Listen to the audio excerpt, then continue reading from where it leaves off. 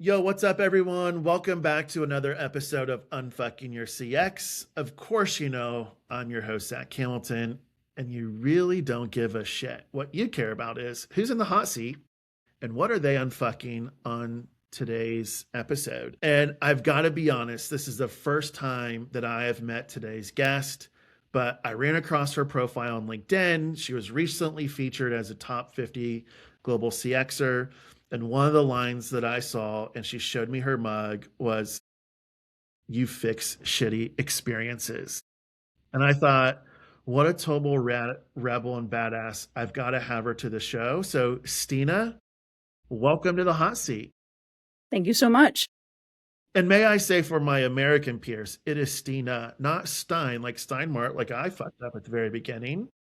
It's Stine, all right? Like, Yeah. come on. It's like Christine without the cri. Yeah, absolutely. Well, Stine, welcome. It is you and I've had a chance to just have a quick chat, and I just love the vibe and the energies that you're giving off. I feel like we're like soul siblings or something. We've established that you are at heart European.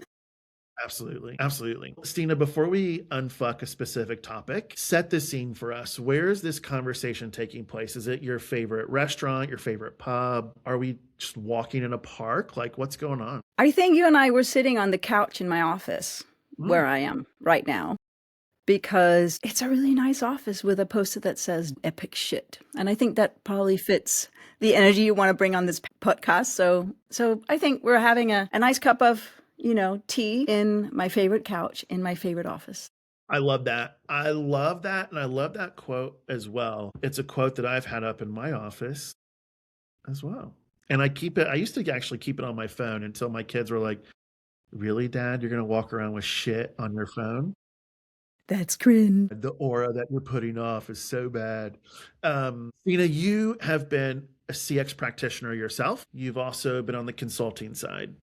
So, what is one of those topics in CX right now that's just making you cringe the most? I think it is the laser focus on satisfaction scores, NPS scores, and way too little concern with actual pain points and solving what goes wrong. And when I say that, in that also lies the lack of interest in deeply understanding the customers who left, but also the customers who would never show up. And I guarantee you, if you zoom in on those things, you will see that your business is in fact systematically excluding certain demographics. And those demographics are people that go through life with perhaps a higher cognitive load than most. And when I say it like that, what I really mean, for people to understand what I mean with higher cognitive load, is your customers who are neurodivergent, your customers who live with a disability, your customers who are dyslexic. But the reason why I frame it as people with a higher cognitive load is that if you are able to see those pain points experienced by those groups, you will raise your level of customer experience for everyone, because what might be a barrier or a big bump for someone with a disability or living with neurodivergence is a smaller bump for other people. However, other people also sometimes go through life with a higher cognitive load. We go through grief, divorce. We get diagnosed with something that is a hard diagnosis to process or whatever. So if you set your design principle higher, not only do you become more inclusive, but if you are able to deliver an okay or smooth journey for someone who experiences barriers more often, you will create a completely smooth highway for everyone else. So that is the cringe factor and what I think is the most overlooked design principle in CX. So if you would stop having all kinds of different types of personas and just start with someone who lives with a visual impairment, dyslexia, and autism, and start there, review all your communication, your website, the way you have to click through a journey, or what your store feels like when you walk in, then you have already raised the bar for everyone. I love this topic. And this is one of the things that when I was reading about you, I appreciated the most because, look, I will admit, when I was in retail and designing, journeys or experiences, I never slowed down to really think about, the cognitive load or the neurodivergent. To me, it was just about, hey, here's this one journey that makes the most sense for our organization. And so this is what all of our customers are going to go through. And then I'll never forget, Stina, my wife I went with her to set up her classroom, and she is a special ed teacher, and she has a master's degree in autism. And I stepped back and I watched the way that she was designing her classroom. So she had different centers for learning and the different ways that she was designing the classroom to set up. And I started asking her, like, why are you designing it this way? And she explained to me, well, I have so many different kids that I see every single day. They all have they've been diagnosed, with certain disorders, learning disorders, or whatever it may be. I have to ensure that their learning experience caters to them so that they get the most out of their education. And that hit me with like a 10-pound, like an elephant sitting on me, because I was just thinking, okay, you're doing this to design their education. I never designed like this. Yeah. So Well, I mean, before we get to player tip, why do you think most folks don't think about this when we're designing? because it's really hard to see the world from a perspective you don't have yourself. I haven't always had this approach to customer experience. I stumbled upon it when I worked in Copenhagen Airport because I had to put together a disability awareness training course. And it wasn't because I was, as the service excellence director, foreseeing and thinking, oh, inclusion will be a big thing, or, not at all. It was because we were regulated and we had to fulfill an EU legislative regulation where we were obligated to teach about the rights of the disabled passengers. And I had reached out to Gatwick Airport, seen how they were doing theirs. And from a small video clip they sent me, I was like, I would love to, instead of doing like a boring pamphlet, I want to do video training where we get to hear the stories of, experience barriers. So that's how I got on to mapping experience barriers seen from a disability or diagnosis or diversity perspective. What was extremely surprising to me when I did this mapping, and so I was interviewing people with hearing impairments, people with visual impairments, speech impairments, people that were wheelchair users, people with autism, ADHD, anxiety, OCD, depression, chronic illness, chronic pain, vast variety. What was super interesting is that there was a pattern across all those different types of disability diagnosis, which, so my point is you don't have to design for 3,000 different disabilities to get it right, but you have to at least understand the major barriers that actually go across. And those barriers come from going through life with a higher cognitive load, processing information differently. So you can say getting your website tailored to be readable, not just with tools, but for someone with dyslexia. It also helps someone who is reading in their second or third language. It also helps, people who have had a brain injury, who has a hard time processing information. So, a lot of patterns were just recurring across these segments. And then at the time I was like, but, it doesn't mean we need to change a whole lot of things because, it's not that many. In my mind, I was thinking, those few disabled or, those few passengers with diagnosis. But then I had a conversation with the Knowledge Center on Disabilities here. And they said, in Denmark, 1 in 4 lives with an invisible disability. 1 in 4. And, I always try to tie my CX initiatives into business results. And when I heard so many barriers mentioned, the same type of barriers across all these different segments, and some of them were, people saying, for this reason, I choose not to fly, or I choose not to buy, I choose not to go into a store, I choose not to take a meal, in the airport. That's a big business potential. Like we had 30 million, annual passengers. And if we could just get, 25% of them is a lot. If we could just get 25% of the 25% to buy 1 cup of coffee, huge business case. And I was kind of shocked because I've been, going around thinking in my own head, I'm one of the best at, driving customer experience and delivering results from it. but I'd overlook 25% of our customers when I was mapping the business passenger journey, the family with kids journey, all of that. So what I realized is that a lot of those pain points that we saw across are also showing up for other people during the times in the life they go through, stress. Airports are stressful. So just looking at the people who experience stress faster and what their journey is makes you able to design much better, much better signage, much better service, much better frontline contact, etc. So that's how I stumbled upon it. Is I did that actual mapping, and I've proceeded then to, do some mapping of the same sort for Lego House, putting that into training videos. And it's, no matter what industry I have been doing this, and I've done it now also on employee experience, the same pattern shows up.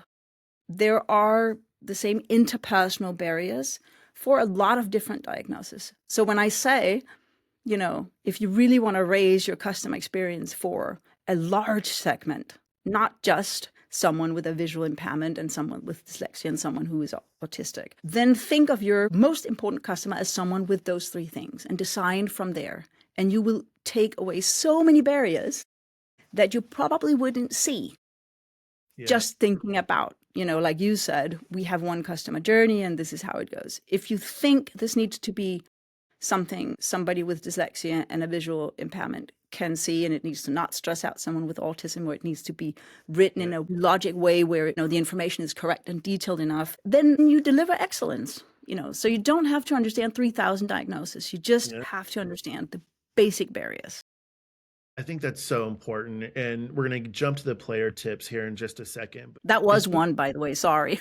That's the first player tip. I think it's so if anyone's listening from Montreal Airport, you need to fix your damn signage. And I'll give you this. So a couple years ago, and it still hasn't been fixed. I was coming off the plane there, and all of their signage for the most part in Montreal Airport is French. I don't speak French, but I will use my Google app and take the picture. As I was kind of walking down the corridor, I saw this young woman who was just frozen. Passengers are like speeding by her. She's like in the middle of the hallway. She's mentally just breaking down. She's in tears and she's struggling. And there was another gal ahead of me that stopped and was like, "Are you okay?" And what I heard the conversation was, as she said, "One, I'm dyslexic. It's hard for me to read these signs. I don't know French. I'm just blindly following people thinking I'm going to get to where I need to go, but I don't know if I'm really going to where I'm supposed to go." And she just couldn't move. And the bravery of the lady who stopped just to console her and then ended up holding her hand and just walking her too, because she was actually connecting to, I can't remember where she's connecting to, but she had to get to her connection. The lady, instead of like going to customs, walked her all the way. I watched her, basically walked her all the way to her connection gate just to help her. And I'm thinking to myself, I travel abroad all the time. There's typically native language and then there's English typically as a secondary kind of underneath the sign.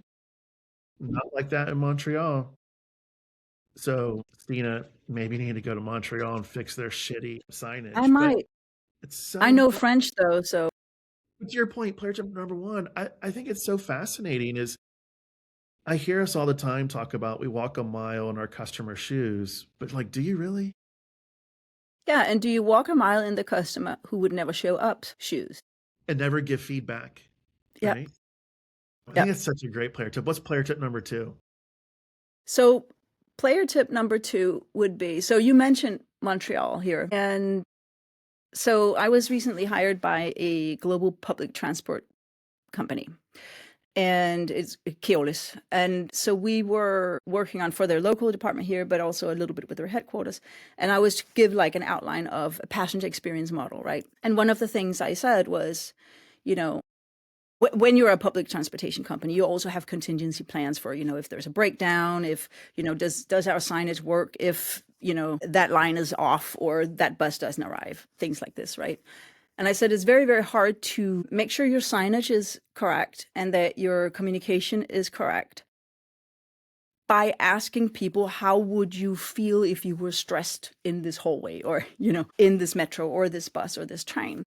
And so what we agreed on doing was actually mapping actual customer journeys, where I was traveling with someone with autism and ADHD, and someone with OCD, and someone with dyslexia, someone that has dyspraxia, which is, where it's difficult to know where your body is in space. So walking down a staircase, if you and I go down a staircase, we will know exactly, our brain just registers the step height, but you also know what it feels like when suddenly a step is too little or tall, right? So that's, for instance, how some people with dyspraxia might experience going up and down staircases, having to really consciously look and see where is my body in space, right? And so you can't, you can't tell people, go through here and feel stressed and tell me what's difficult to process, right? But you can map the journey on any given day with a neurodiverse segment and see what are the barriers that show up most in our signage, our communication, etc. And then when there's a breakdown, it will be smoother for everyone because it was stress tested, right? So, I mean, player tips are difficult because it kind of depends what industry we're talking about, right? Yeah. So is it a public transportation provider, or, do you have a shop? Is it an airport? Are you fully online, right? But I really think what I said at first, thinking that your persona is dyslexic with a visual impairment will get you really, really, really far. Just reviewing your website and your written communication. Yeah, and I think it's so hard because when we think about getting that customer feedback and we think about customer data that we might append to a survey, we should never ask them if they have a disability. And so it's not like we're answering a question about a disability. And so it's appended to the data to where we can now, filter for it and build cohorts of different journeys. So I love how, this practical kind of design piece was, hey, I traveled with those customers, with human beings who we serve who have these disabilities, and I watched them and I observed that. And I think too often we get stuck designing from our offices in our corporate office instead of really getting in, no matter what industry you're in, retail, financial services, travel industry, just getting in and sitting down and just observing. And it doesn't have to be a big thing. Like, start with just doing it with 3 or 5 people, right, and process the data you get there. You don't have to invest $1 billion budget. Just start and take the biggest learnings and do something about them. One of the stories that was really interesting to me is that the person who was dyslexic, she said, I would never take public transportation because I have failed before at buying the correct ticket. So I've been fined. And the conflicts from this, people, not realizing that I'm telling the truth when I said I didn't know that I bought a ticket for a dog, like it was an animal ticket or a bike ticket. They don't realize that that is my reality. So I've been shamed for my reality. And so now either when I take public transportation, I will it's like here you buy tickets related to a zone system, where the more zones you have to go, the more expensive it is. So she's like, and so I always buy 4 zones, so I'm sure, but it's too expensive. So now I always take the car, So that's a friction for her, getting a ticket. But other things are a friction and leads to drop out for other passengers. And understanding those would make less people drop out of public transportation, for instance, right? Yeah, it's so sad that she was shamed for her reality, but I'll tell you, like, I'm with her because when I have to do, like, when I'm in Europe, like in London, for example, there's so many ticket choices. I always have to ask someone, like, am I taking the right ticket? And then they're not around. Like, typically the people, the attendants aren't around, or there's so many people asking for help that you have to sit. So now I just scan my Amex. I'm sure I'm overpaying by a lot, but I don't know any different. Like, there's no like simple signage that says, if you're going here, take this. If you're going here, take that. I've come to love the London public transportation system for one thing that they've done differently than what we do here. Because even as a native Copenhagen traveler, I sometimes have a very hard time understanding the zone system, even here. But in London, now you can like scan your Apple Pay or Google Pay and just, and you don't have to worry about the zones because you scan it when you go out and then you start paying. Here, if you left your app open, then it would charge you still for a while. And I mean, just Oh, horrible. well, they But do yeah, have a good system set up. I was just trying to empathize with her because I don't have that, I don't have dyslexia, but I struggle at the very, like when I was first traveling to really understand. And so instead of going on the tube, which would cost me $15, I would get in an Uber or a taxi that cost me $100 yeah. because And like I you said, you are security, not dyslexic, right? but you are, I know English is also the language in England, right? But you're traveling as a non-native, which is more difficult because there's stuff you just don't intuitively understand, even when the, Yeah, country is English speaking. yeah. So if you design for someone with dyslexia, you design for non-native travelers, you design for people traveling, but who are speaking your own language in the third or fourth. I love how you're just connecting the different. Hey, it's not just you're designing for one individual, you're designing for multiple different use cases if you just kind of step back and think about what those are.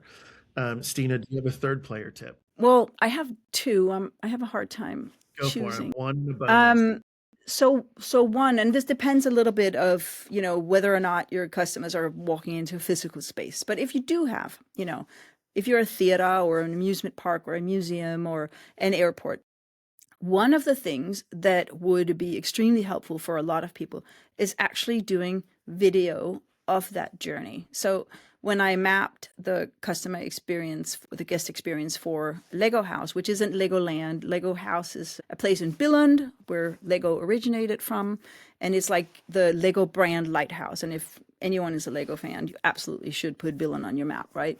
But that's where I got this cup as well.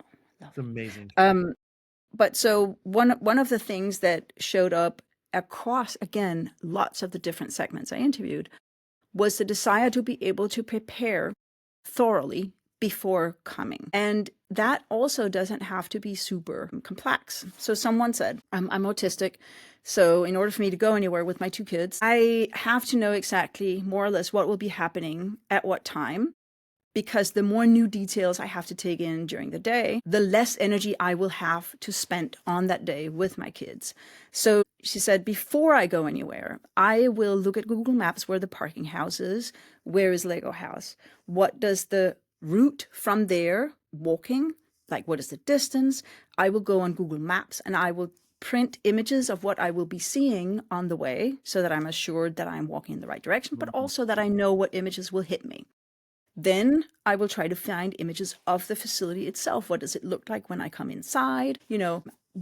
How does the ticketing function? When will there be lines? If I can't be around a lot of people, can I see like the fluctuation of attendance? And I will try to figure out what activities are going on. And so she said, I would just love that someone had just taken like a cell phone and walked from the parking house and said, here is where it is. It takes approximately 3 minutes if you were a normal walking speed. And here's what you'll see on the way. And you can see this is the entrance. And then you can cut the video there. Then make the next video when you come inside.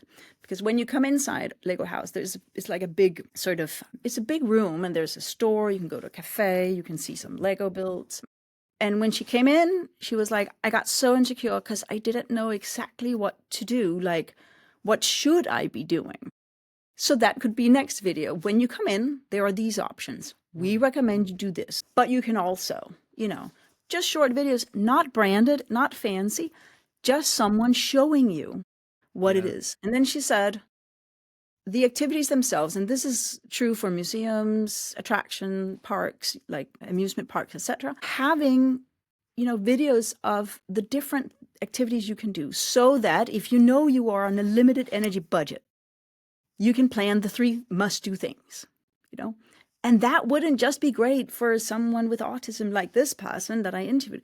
It would have been great for my son too, because he looks so much forward to going. Yeah. He wants to make sure he gets the best done. He wants to plan the day. He wants to be the pilot of the day, and he wants to tell me what we should do when. But the fact that there aren't detailed information about this stuff means he can't, and maybe we got the best out of the day, but we don't really know. So, it's not just an accessibility feature doing something like that and actually walking people through. Here's what happens. Then you can do this. Here's the menu in the cafe. Yeah. All of that just makes your journey predictable for anybody who might need it for whatever reason, you know? Yeah, I think it's so amazing. And I love just that video piece.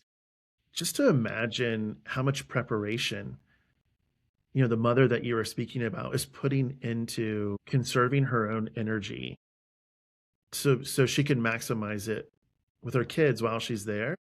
Yeah, and imagine the barrier that is, having to put in that effort before you can Before you can do even go. anything, Yeah. right? What a great player tip. How about the bonus tip? Well, the bonus tip, it's just another sort of point to the fact that sometimes when you design for the outliers, you reach much further. So one of the things we also did in Lego House was interview rainbow families. So, LGBT plus families. So kids that had, families with two moms, two dads, etc. And so one of the points that came across there was that a big thing for the kids would be when museums or attraction park would say, where's mom and dad? Maybe you don't have, maybe it's mom and mom, etc. And you could say, okay, but that's such a small segment. They should just explain their kids. However, I also interviewed Lego House staff members. One of the young people that I interviewed said, well, I was a foster child growing up. I got forcefully taken away from my mother because she wasn't doing well and placed somewhere else. And that throughout his entire childhood was a big grievance that, his parents hadn't been able to take care of him. And so he said, it's just an open wound every time someone says, where's mom and dad? Should I explain, I'm 5. Should I call my not mom and dad, even though I'm not ready to call them mom and dad? And, there are kids that went through a divorce who experienced the same thing, and I would, probably I'm married to a woman, but I would still, you assume, Yeah. when you see a child, it would be, oh, where's mom and dad, but kids that gone through divorce, this weekend isn't mom's or it's not dad's. And someone asked, where's mom and dad? You speak to that open wound, right? So when you design for a segment that is, I don't know if it comes across right in English, right? Further out on the spectrum that you would say is the norm, sometimes you hit much broader. So not saying, where's mom and dad, but saying, where are the grown-ups you came with? Yeah. Makes it inclusive for the kids who lost their mom or lost their dad or whose parents are divorced or were removed from their parents or, are there with uncle and auntie because something, So I think, yeah, the overall arching player tips and the bonus is just think about, with your own business in mind, looking at, diversity, disabilities, diagnosis, what would be the segments that would experience the highest barriers, and talk to 2 or 3 and listen to what those barriers are and see what would make sense to fix, because it would also affect a lot of other people. Stina, this last one has really hit me. And I love how you just connect to broader just audiences rather just than that one. Because look, I grew up with a single mother. And my biological father was extremely abusive. And so that would trigger if I got asked something about, my father, it would trigger something in me and but even going through that as someone, even thinking about designing, I never really put that into perspective. So thank you for really bringing that player tip as well, and just the education that so many of us don't consider. But again, to your point, it's not a massive budget line that you have to ask for. It's really just spending time literally in their shoes with them and then thinking about, can this connect to other audiences? So thank you so much for coming on. You are welcome. It's amazing. I have enjoyed this conversation. If any of our listeners want to go deeper with you on these topics, where can they find you? Well, LinkedIn is obviously one option. Otherwise, there is my website, which is very easy because it's my name, StineMarsal.tk. So, yeah. Yeah. For all of our listeners, we'll link that for sure in the newsletter and in the show notes. Thank you so Stina, much. again, thank you. Feel free to come back to the hot seat anytime. I will. Cheers. Cheers.